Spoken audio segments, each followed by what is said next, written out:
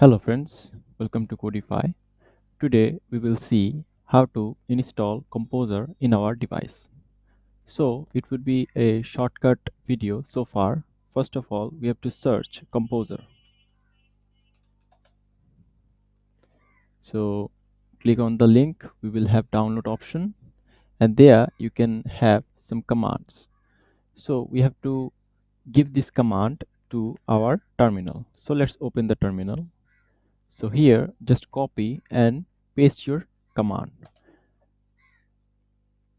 So it is already downloading. It would take a time. Okay, now it's downloaded. Now let's move into our next part, which is to execute this command. Okay, so we will execute this command. So let's give the password. There you have it.